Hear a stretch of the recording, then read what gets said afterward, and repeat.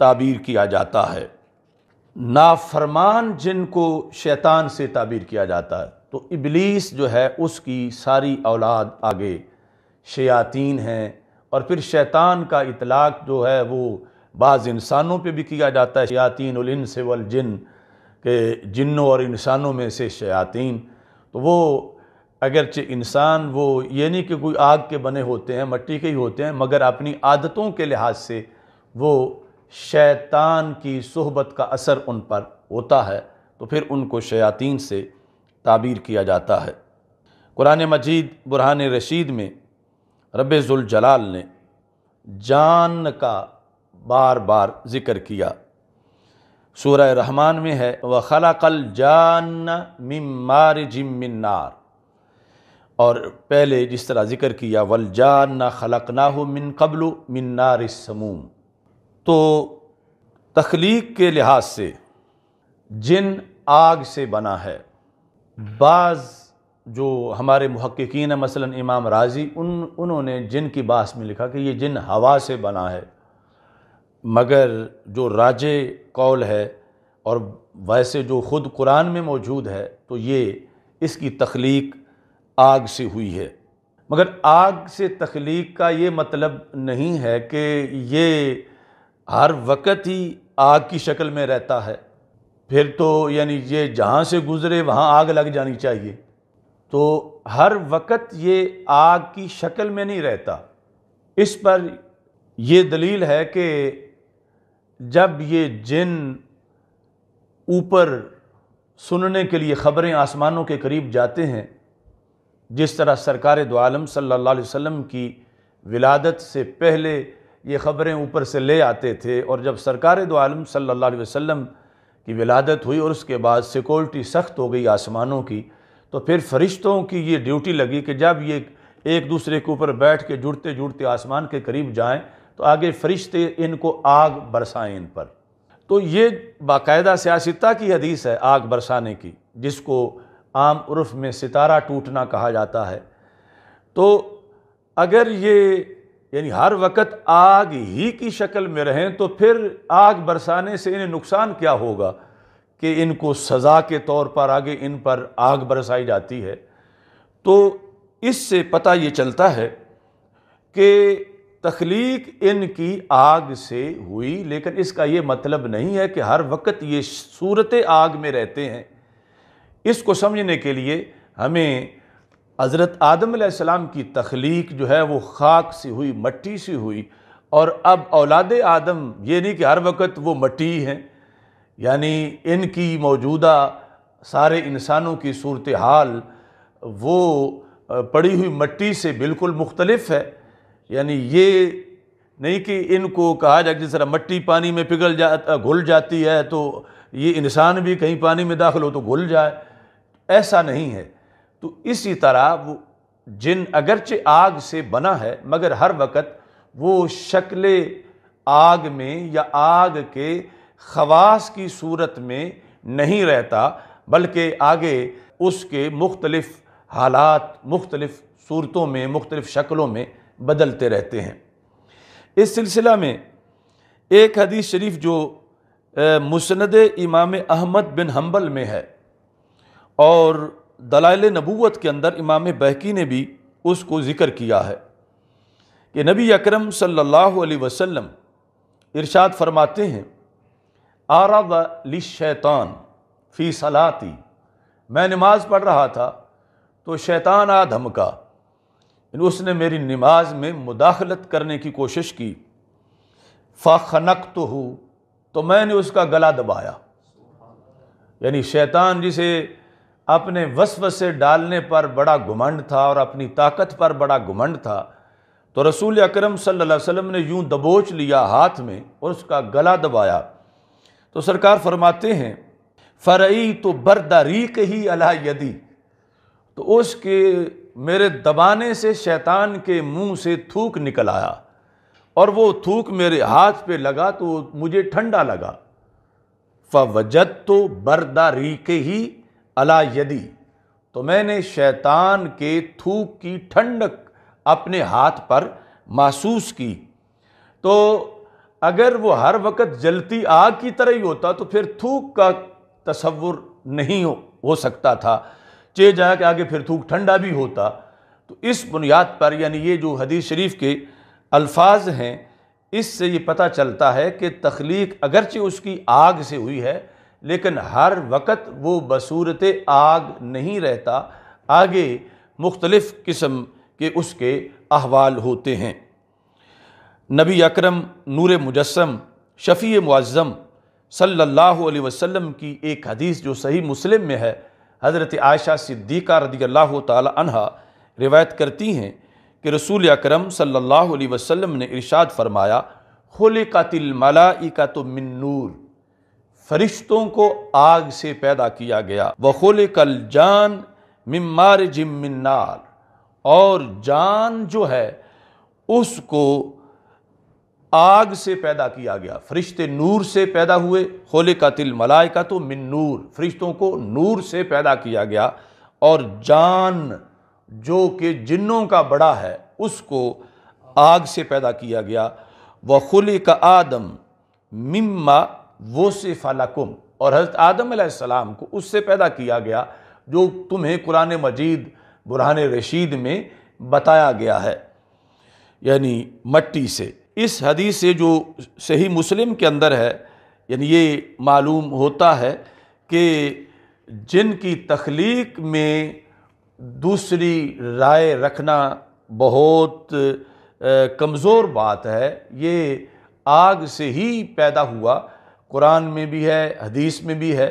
لیکن تخلیق کے بعد جس طرح انسان مٹی سے پیدا ہوا، تو یہ نہیں کہ اس کے بازو مٹی کے ہیں، اب یہ اس کی یعنی جسم، ہڈیاں، گوشت اس کی اور حیثیت ہے، تو جو مٹی کے خواص ہیں یہ ہر وقت ان کا ترجمان نہیں ہے۔ تو ایسے ہی آگ بھی ہر وقت وجود جن کے اندر بھڑکتی ہوئی موجود نہیں ہوتی۔ جنوں کی کئی اقسام ہیں، اور یہ اقسام خود رسول پاک صلی اللہ علیہ وسلم نے بیان کی ہیں۔ امام بہقی کی کتاب ہے الاسماء والصفات، اس کے اندر امام بہقی نے یہ حدیث ذکر کی ہے کہ رسول اکرم صلی اللہ علیہ وسلم نے فرمایا، الجن ثلاثۃ اصناف، جن تین قسم کے ہوتے ہیں، فصنف لہم اجنحہ، ایک قسم جنوں کی وہ ہے جن کے پر ہوتے ہیں، اجنحہ، یطیرون بہا فی الہواء، وہ ان پروں سے ہوا میں اڑتے ہیں۔ اب رسول اکرم صلی اللہ علیہ وسلم سے جو باتیں بھی ثابت ہیں بشکل حدیث، وہ یہ آج کے جو لوگوں کے اغلوطے ہیں اور گھڑی ہوئی باتیں ہیں، ان کے مقابلے میں ہمارے لیے سرکار کے فرامین میں رہنمائی ہے اور اس پر ایمان اور یقین ہے۔ فرمایا کہ جن جو ہیں یہ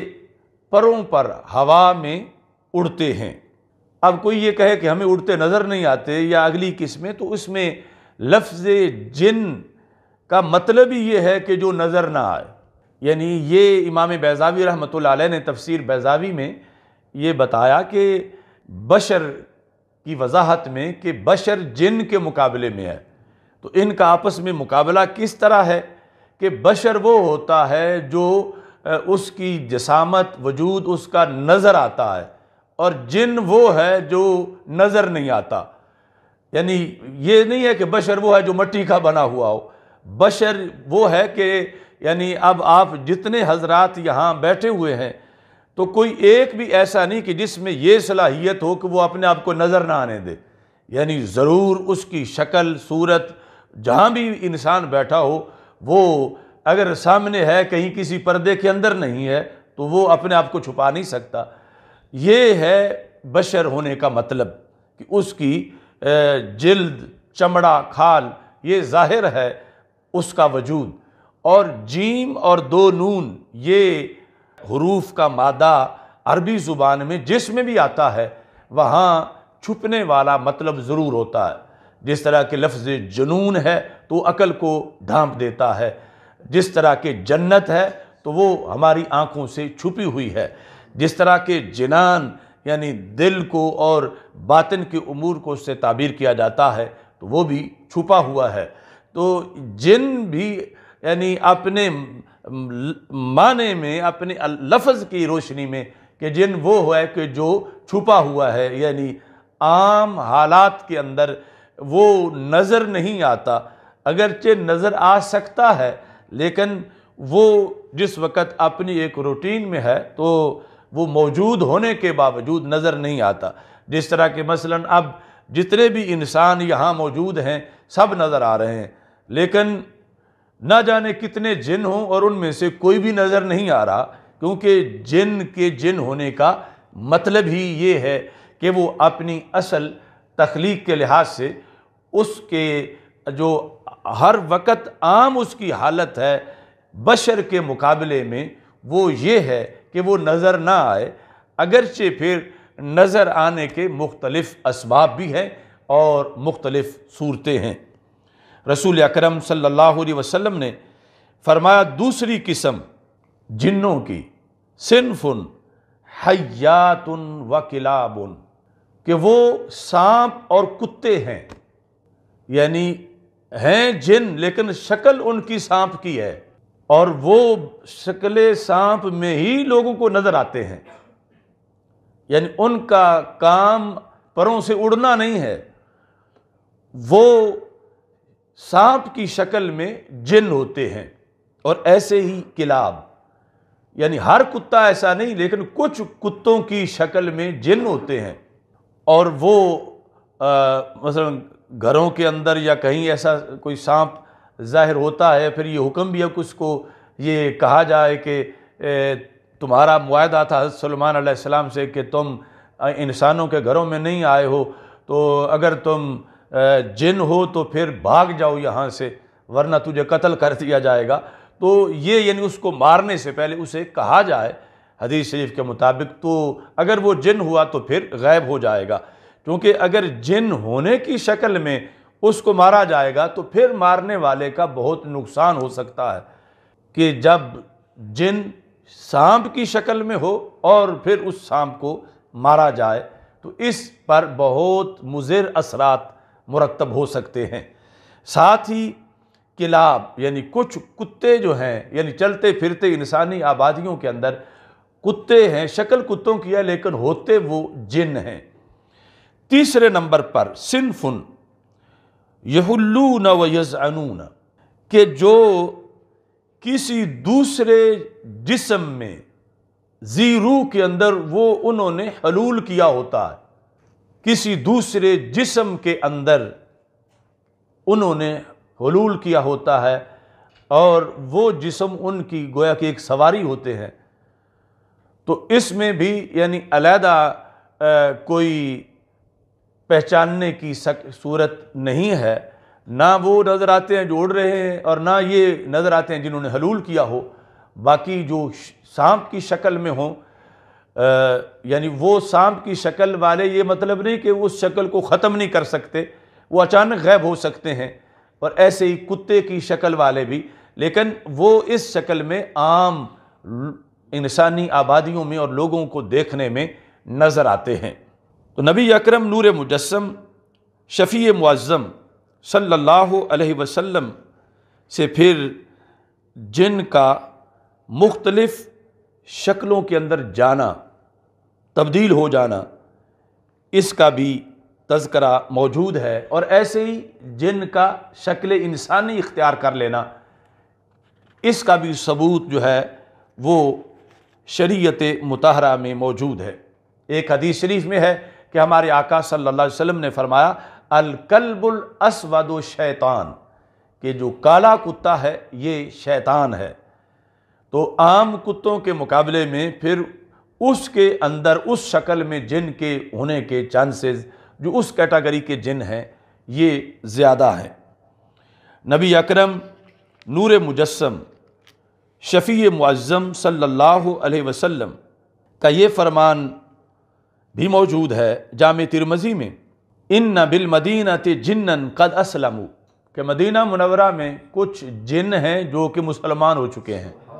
چونکہ ہمارے آقا صلی اللہ علیہ وسلم جس طرح انسانوں کی طرف نبی بنا کے بھیجے گئے ہیں، اس طرح جنوں کی طرف بھی نبی بنا کے بھیجے گئے ہیں، یعنی آپ نے جنوں کے لیے بھی احکام پہنچائے ہیں، جن بھی مکلف ہیں، چونکہ جو اللہ تعالیٰ فرماتا وما خلقت الجن والانس الا لیعبدون، تو پھر عبادت کے طریقے جو ہیں وہ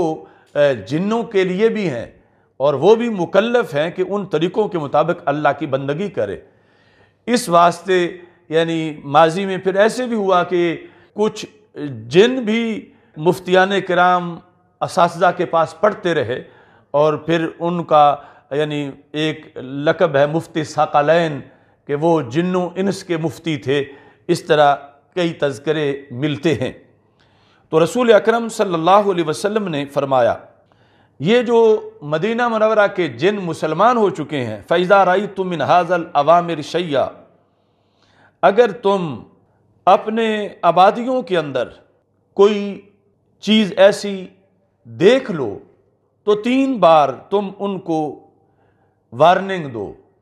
کہ تم